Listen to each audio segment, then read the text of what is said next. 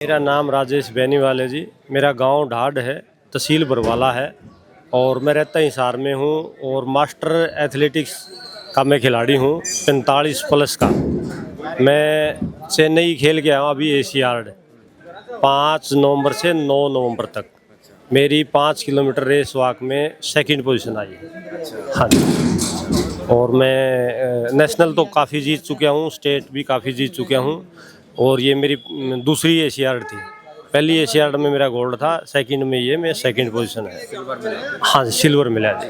और आज यहाँ पर जो 145वीं सर छोटू राम जयंती थी, यहाँ पर भी आपको जो है सम्मानित शॉल और ये फोटो भेंट किया बिल्कुल गया। बिल्कुल जी, बिल्कुल। सर क्या कहेंगे आप, देश सेवा में इतने बड़े बड़े जो है कार्य कर रहे हैं, देश सेवा कर रहे हैं, आपके ही प्रदेश के संत रामपाल जी महाराज का चर्चा आज पूरे हरियाणा में, पूरे देश में बना हुआ है। उनको भी आज यहाँ पर संत रामपाल जी महाराज को भी जाट सभा के द्वारा जो है सम्मानित किया गया, क्या कहेंगे? हाँ जी, सबसे पहले तो मैं नमन करता हूँ सर छोटू राम जियों को, जिन्होंने हमारी किसान मजदूर और दबे कुचले समाज को एक खड़ा करने का काम किया है और वो सदियों तक इनकी पूजा करते रहेंगे। ये एक भगवान है हमारे लिए। और बात रही संत रामपाल जियों की, संत रामपाल जी ने इतना सराहनीय काम किया है जिसको पूरा हरियाणा क्या पूरा देश ही चर्चा का विषय बना हुआ है। तो मैं सुनी सुनाई बात नहीं कहता, मेरा गांव ढाड है, मेरे खुद खेत में पानी था, जीरी की फसल 4-4 फुट खड़ी थी, वो सारी डूब चुकी थी। मेरे गांव में बदावड़ गांव लगता मेरे गांव के साथ, वहाँ के लोग संत रामपाल जी के पास गए हैं, वहाँ वो कार्रवाई शुरू होगी मोटर और पाइप वाली। तो मेरे गांव वाले यहाँ सेक्रेटरीट के चक्कर काट काट के छेक लिए थे, कोई मोटर सिस्टम नहीं बना। तो उन्होंने पता लगा तो मेरे गांव में भी लोग इकट्ठा हुए और उन्होंने भी अपना एक रेजुलेशन बनाया और संत रामपाल जी के आश्रम में गए, वहाँ जाके अपनी पीड़ा बताई। तो वहाँ जाके ना उन्होंने रेजुलेशन दिया, उन्होंने लिखित में दिया भाई ऐसे ऐसे हम इस गांव से पंचायत आई है। वो जब तक गांव वापस पहुँचते उनके साथ साथ ट्रैली और कैंटर पाइपों का और मोनोब्लॉक मोटरें आ गई। मेरे गांव का पानी उतरा, वो फसल बची, अगली फसल 50% बेच चुकी और 50% अभी फसल उठने लग रही है।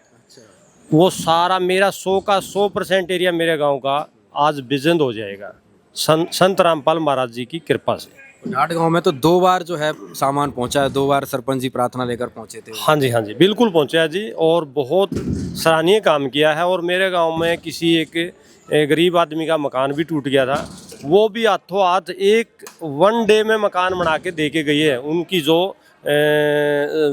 अनुयायी हैं वो किसी जात पात को नहीं देखते, ये हिंदू है मुस्लिम है कौन नहीं, वो सिर्फ इंसानियत की कदर करते हैं, इंसानियत के प्रति निछावर हैं।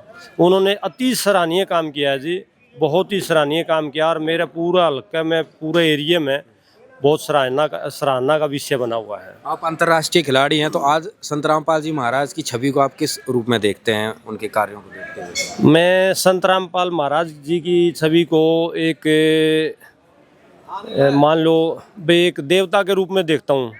एक देवता ही जो हम जिनकी पूजा करते हैं वे उनको हम अरदास करते हैं, वे हमारे ये दिक्कत आ गई, बुरे वक्त में जो काम आए वो एक देवता का रूप होता है। इन्होंने पूरे समाज को जोड़ने का काम भी किया है और एक किसान मजदूर हर वर्ग इस खेती से प्रभावित होता है, इस खेती से ही दृढ़ विकसित होता है। तो इन्होंने समाज को विकसित होने का काम किया है।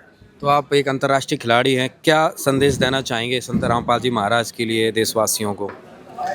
मैं देशवासियों को यही अपील करना चाहूँगा कि ऐसे ऐसे नेक कार्य करने वाले जो आज सलाखों के पीछे हैं, उनके लिए एक बुलंद आवाज़ उठानी चाहिए। हर किसी को, हर गरीब अमीर सभी को, हर वर्ग को एक बुलंद आवाज़ उठानी चाहिए। इसके सानिध्य में बे महाराज को जो इतना अच्छा समाज के लिए काम कर रहे हैं, उनको सलाखों के पीछे क्यों रखा जा रहा है? गलत काम करने वालों को इसके ऊपर कोई आरोप नहीं है और मैं किसी का नाम नहीं लूँगा। बहुत से डेरे हैं जिनमें गलत काम भी हुए हैं और वो उसकी सज़ा भी भुगत रहे हैं, सबको पता है। लेकिन इसके ऊपर कोई गलत एलिगेशन नहीं है, संत रामपाल के ऊपर कोई गलत एलिगेशन नहीं है। तो इनको तो अब भगवान भी हम भी ये अरदास करेंगे भगवान कृपा करे, भाई सद्बुद्धि दे हमारे कानून व्यवस्था को और इनको बाहर काटा जाए और ये समाज के हित का काम करेंगे।